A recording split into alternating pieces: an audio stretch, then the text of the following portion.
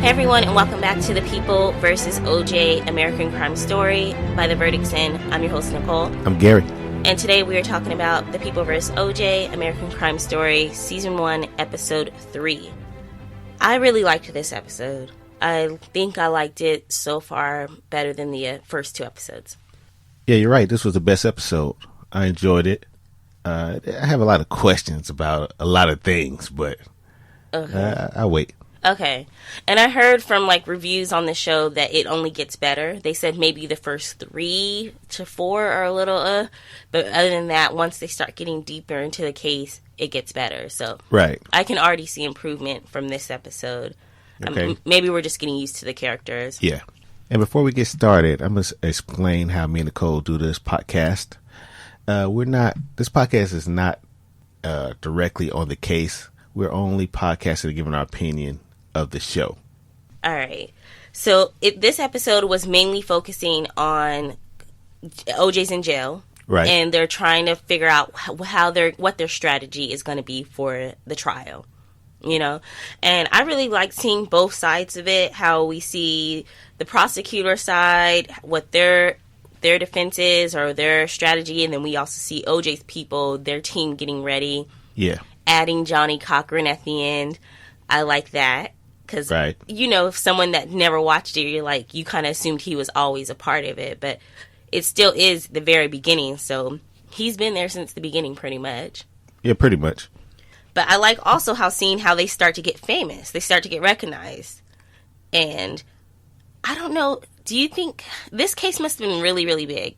Because I'm thinking of George Zimmerman's case, and I don't recognize his lawyer. Or Casey Anthony's case, and the only person that I think got real big off the Casey Anthony case is probably what's her name? The TV reporter, commentator. Oh, Nancy Grace. Nancy Grace. Okay. Is she a lawyer also? I don't know. I don't like Nancy Grace. But yeah, why? She's just extra. Well, I think she got pretty famous off that case. Okay, I think she was already famous, but yeah, she was, but that's when I started to really notice her. Okay. But yeah, we see, I was going to say Ross. We see Robert Kardashian. He's with his children. Right. And they're getting recognized. They get special seating and, they don't have to wait in line at the restaurant. And then at the same time, we see Kato and OJ's friends getting recognized. And Marsha Clark, they're all calling her, oh, look at you, you're famous, joking around with her. They call her a superstar. Superstar. So that was just kind of cool seeing how big this case was, that all these people involved are now being noticed. Right. And I like how they kind of they're started, like we said, they're getting the case ready and they're talking about where the trial is going to be, where they're going to get the jury pool. And one guy makes a joke, and Marcia makes the joke. She's like, a jury of his peers would be rich, middle-aged white men, because they were saying we need to have at least one black jury, or they're going to say that he didn't get a jury of his peers. Right. So what did you think when she said that? I thought it was funny, and I thought it was true. Yeah. I'm glad it was said. Yeah, same here. I thought it was funny. Because that's what when I was talking to my mom about it, she's like, dude, OJ, he never, associated with black people or never even went around talking to the black community until this case where he needed the black vote. I don't really agree with that, but okay. I think that just like any other rich person like Michael Jordan, he's not going to be hanging out at 7-Eleven. He's right. He's on the golf course with his rich friends that many of them may be middle-aged white guys. Okay. So as we said, they're getting their strategy ready, and they bring in all these experts. They bring in a DNA expert. They bring in a appeal expert. And one of the experts mentioned, he was already kind of telling them what they did wrong. They're like, you guys reading that suicide letter in public was dead wrong. Why did you guys do it? What was the point of it? And I think you mentioned that last episode. Yeah. And he also said the longer he stays in jail, the more guilty he looks, which is true. Because the public likes to think, we know there's problems with the justice system, but we like to think if someone's in jail, and especially if they're in jail for a long time, why would they have an innocent person in jail for a long time? And he said the longer he stays in jail, the more guilty he's going to start looking to the public. Yeah. And that was funny when Rob was like, man, he'll never stop being the juice. Yeah. I wonder did he really say that? Gary was like, how did he keep a straight face when saying that? I think he was straight faced, but I keep calling him the Juice. Right. Uncle Juice. And the one thing that they talk about in this meeting is how they're going to get how they're going to get any evidence the police has either thrown out or make it sound so confusing that the jury doesn't know what to believe. Right. So it was kind of neat seeing the plans they put forward, the strategies they're using. And it made me think about other cases like, wow, this is how they get together. This is how they come up with a strategy. What they try to push and what they try to get thrown away. So it was kind of cool seeing that. I did like that. I think I appreciate it. It was almost like, okay, if we can't get this thrown out, we're going to question it so much. And even if our questions aren't even legitimate questions, it's going to start confusing the hell out of people. And and that's what a jury's supposed to believe. If without reasonable doubt, you're supposed to not convict. So I think that strategy was a really good one. Whether it was wrong or right, you have to admit that it was a good strategy. Right. And then throughout the case, and from what we know in public, one of their strategies or one of their defenses was that evidence was planted by the police. And I know, well, from my opinion, I used to believe, like, you kind of hear that and you go, come on, like, conspiracy theorists, or what cop would do that, or whatever the case may be. But listening to Making the Murder or watching Making the Murder, you just never know. So in this case, they're saying that the cop that found the glove, Mark Furman, they looked into his record. He is also a cop that has gone on record saying that he's admitted racist. He's admitted racist, yeah. He's saying being on the police force made him that way. Right. So, I don't know. When they found out this story, and you can see Robert Shapiro's character, he was like, booyah, this is the jackpot for us. What did you think? Do you think it's a stretch, or do you think they have reason to actually look into this? I think they have reason to look into it. I mean, they're trying to win a case here. So, any new leads are good leads. And this right here was like a birthday cake. It was a birthday present. Because this is the guy that found the key evidence. Right. He found the blood. He found the glove. That doesn't mean that he didn't just find it. Right. You know what I'm saying? But I'm saying that since he has a history, it's always good to have a little present thrown in your lap. Right.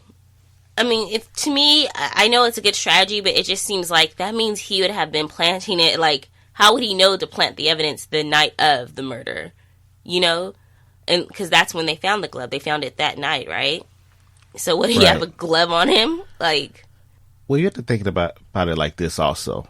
And I think this is how the movie's kind of setting it up. I mean, everybody knows the case. That's why I don't want to speak on the case. But speaking on the show, I think this is how the show trying to set it up, that he is the one that also said, hey, let's go to OJ house. Let's tell him. And they were like, why we go there? He said, no, he lived right around the corner. Okay. So he is the one that, in the show, I don't know how it really happened, but he's the one in this show that suggested, here, let's go here. Hold on, I'm about to go look around here. Okay. I'm about to go look over here. So he brought them to the scene that wasn't a murder scene, and he found all the key evidence that was there. Okay. So the show's still trying to have you kind of back and forth, like, oh, could he have done this? Could he not? And now they're trying to put, could he have planted this? Could he have not? So I think the show is going in a good direction as far as suspense. Right. So they're trying to make a case that OJ was targeted also due to his race, because he's a black male. And they bring this strategy up to, or this defense up to OJ. And he was like, I'm not black, I'm OJ. Or at least that's what Cuba Gooding Jr.'s character portrayed OJ as. So, you know what? Cuba's doing a good job. You think so? Yeah. Okay. Yeah, he's doing a good job. Well, he's keeping me entertained. Yeah. I'm getting a little used to him, but it barely shows him for him to be the star of it. Maybe it'll show more once the trial comes. But what did you think of him saying that? I don't know what to think of him saying that. Maybe he thought that, he's not a color, he's a person. Or maybe he just think he's invisible. I don't know.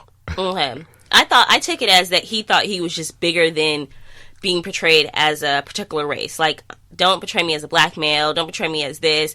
I'm OJ. I'm like bigger than all of that, you know? Yeah. That's what I thought he took it as. Right. So we also see him on every magazine cover known to man. He's all over. He's on this. He's on Globe. He's on National Enquirer. Times. But he's also on Time magazine. And it showed us the background of how Time came to that decision. And it looks like when they were making the cover, they weren't trying to make him darker, but they were trying to make like it a dark scene, you know? But yeah, they try to make it gloomy. They tried to make it gloomy. But what it portrayed was a darker OJ. Right. Now, what did you think of that whole conversation when they were having, saying, okay, they tried to make him look darker and darker associated with bad? I think that conversation was needed. Mm-hmm. And I mean, I think it's needed in today's time also. Right. It was needed then and it's needed now. Even though they showed us the background of it, how Times put it together, you know, they wanted it gloomy, they wanted it to be just larger than life. They wanted to go down to history with it. Right. But it did show OJ darker. A lot of people, and it came up, associate with darker being badder. Mm-hmm. You know, if he's darker, he must be guilty. Right. So I think that was just needed. Yeah. And I mean, we still have that problem today with magazines and photoshopping. There's been plenty of controversy where they've said Beyonce, magazines have tried to make her lighter. I believe L'Oreal was involved in some scandal a few years back with trying to make her lighter. Which made her lighter. Yeah, which made her lighter. So, yeah, I'm glad they brought it up. I did not even know that had happened. But when you look on the back scene, you see where Time was coming from. You think they weren't trying to purposely do it, I don't think. Right. But at the same time, we talk a lot about diversity in just different fields. And if there's no one there in the background, and if there's no one at Time or working in that circumstance that's black or someone of color, they'd be able to say, hey, I know you guys are doing it this way, but think of the other things that's going to come from doing it this way. Right. You know, and that shows also why there's good to have diversity in different things. You get different opinions, you get different cultures, different beliefs, and people to kind of back you up on different things. Right. So you don't make some of these mistakes that shouldn't be made. Right. Which is why I thought it was kind of cool that they brought Chris Darden in the case to help prosecute AC Green. Yeah. I don't know if that was their way of saying, hey, let's, like, it could be looking two different ways. It could be looking like, oh, well, if this black male is prosecuting him, then you know it's not a racial thing. Or it could be looking at as our office is diverse. We have different people working on different things. And plus, he has a lot of insight into the black community. Right, right. He seems like he's open. He's willing to say what he thinks because he told them, like, you guys, a lot of black people think he's innocent. Right. And he was open about it because he's been there. He's talked to other people. But at the same time, he's letting them know that strategy is not going to work or, you know. So, and later on I know he's involved in the OJ case, so we'll see how that comes about. But I like his character so far. Like, he seems like they're portraying him as a good guy that just wants to do right. Yeah, I like how they're developing him. Right. Courtney Vance is killing it as Johnny Cochran. He is. Every time he's on stage, he has very good charisma, but he also has that comic relief. Right. Because every time he's talking about, like, the racist LAPD and all that stuff, it's true, but it's so funny when he says it. Like, do you find his comments funny ever when he's talking about it? Yeah, he brings sense of humor into it. Yeah, he brings sense of humor. He's like, man, the LAPD culture has not changed, and da-da-da-da. And he's like always on his little pedestal, you know, telling people about injustice or stories of injustice. And I like it. Yeah, he's doing an excellent job because I don't see Courtney Vance anymore. Mm-hmm. I just see Johnny Cochran. Right. And his house was beautiful. Oh, it was a beautiful house. Beautiful house. I loved how they had it so old school, but it was still, like, very nice. And we see his wife in the background trying to encourage him, like, hey, you need to get on this case because who else would you want to get him off? Would you want to be the one that gets him off, or would you want to be somebody else? Yeah, would you want to be on the sideline watching someone get him off? So it kind of also shows how he really wanted to be a part of this case. And, right. In fact, we even see him get that fake prank call That like it was like a punch in the gut to him when he realized it was a prank call.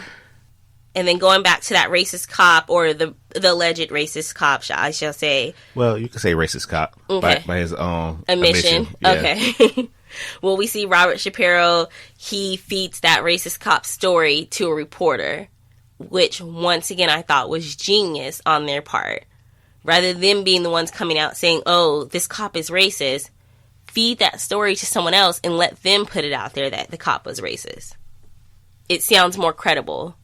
Yeah, coming from someone else. Right. Now, I didn't quite get the Jill Shively story. It was showing her on TV. It's a woman, and she was describing something that OJ attacked her. No. Remember, that was the same lady who came forward, like the first episode, or maybe, the first episode that said she saw OJ driving erratically. Okay. The thing is, now she's getting paid to tell her story on television. So they're saying they can't use her as a witness now because now she's getting paid to say it, and people are not going to take her seriously because they think she's nothing but what they call a media whore. Right. Okay.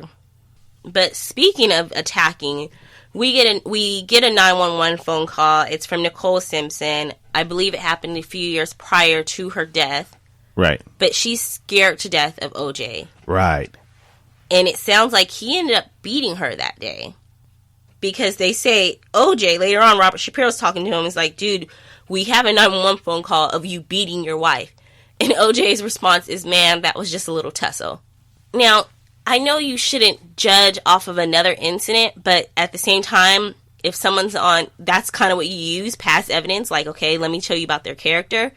And I don't see how this 911 call was not damaging to the case. Like, if I would have heard that 911 call, I'd have been like, automatically, he's guilty because... Or you would think this is a slam dunk. Yeah, it's a slam... To me, it sounded like a slam dunk. But it's weird because both sides of the case were upset that the 911 calls were released. Right. Marsha Clark was upset, but I don't know why she was upset. Well, she was upset because everything she had in her goodie bag is getting out. So now it's giving the defense time to come up with a rebuttal to everything she's doing. Okay. So a lot of her stuff that she had at this moment, from her witness going on television to now the 911 is out there, all it's doing is helping out the defendant. Okay. Helping out his lawyers. Okay. I hope next week we get to see his defense on describing that 911 call. Because all he said this episode was, oh, that was just a tussle. But the 911 calls, they were frightening. Well, I think they described it, and that's probably as far as they're going to go into it for a while. Okay. Because they kind of put it out there and deaded it all in one show. Okay. By putting out the Times thing. Not the Times, the New Yorker. Yeah, okay. But it doesn't really matter if there's a racist cop. It doesn't matter if the Time magazine made him darker. That 911 call sticks, if you ask me. Well, you have to look at it like this in like media these days. There's a lot of things that go on right now that's real big today that, the whole world's mad about.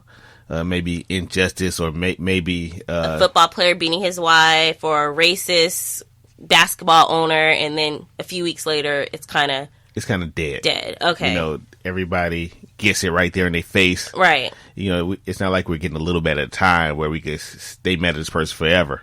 Well, some of us, some of us could carry that on for years and years and years. Right. Let it consume our lives. But the average person in the world, we see it right then and there. We let out all our emotions, talk about it for a week or two, and we go on with life. Okay. Well, I cannot wait to see the trial now, because that 911 call, I didn't know about it. I didn't know about it, and I just think that, to me, that helps the prosecution side so much. Like, every day I would go to court, I would lead with that 911 call. Like, let me remind you guys of what this man did. Yeah, but that was just crazy to me. But that's when they get Johnny Cochran towards the end, and they're like, we need him. We're going to need him. Right. And why did they feel they needed him?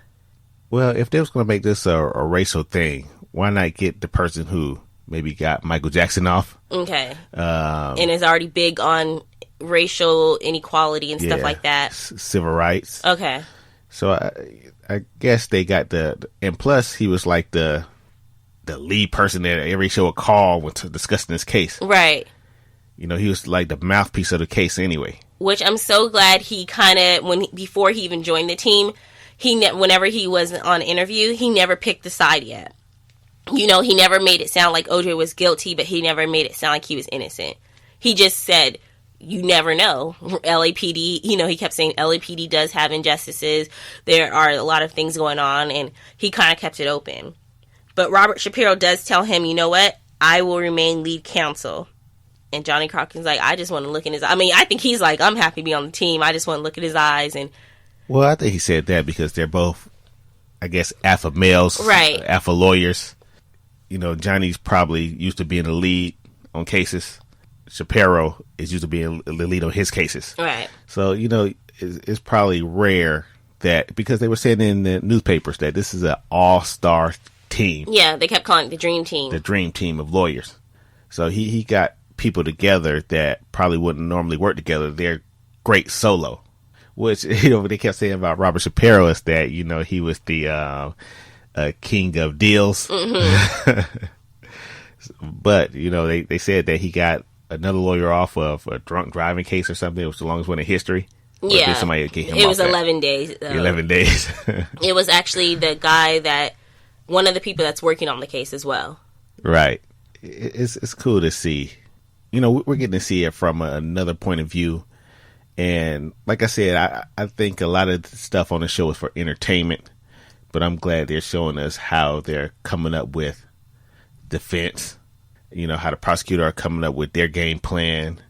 And, you know, and what they talk about behind the scenes. Right. Like, can we do this? So it's cool to see. Yeah, I liked it.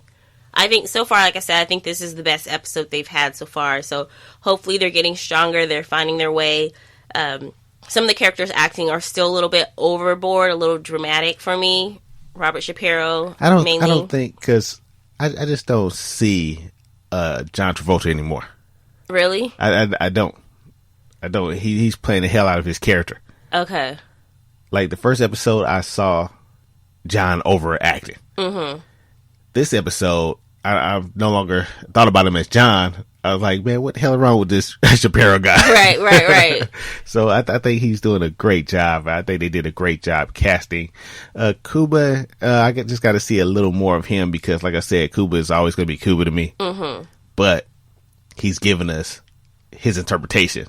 Yeah. Of not being black, but being OJ. Yes. I like Marsha Clark. She seems very serious. And I can also see how maybe people can't really relate to her because she's super serious in this case so far. And it's hard for people to relate to someone if they have like a shell or a wall up. Right. And right now she kind of has a wall up. Yeah. But, you know, as they showed in episode number 1, she's also going through her own stuff. Right. You know, she's going through a divorce or something. Right, yeah. So. But yeah, I liked it. So we will be back next week, you guys, to discuss episode 4. We would love to hear your feedback and what you're thinking of the show. You can email us at hosts@theverdictsin.com. That is HOSTS@theverdictsin.com. Or you can also hit us up on Twitter @theverdictsin or Facebook.com/theverdictsin. All right. Well, thank you for listening. I'm Nicole. Thank you. I'm Gary.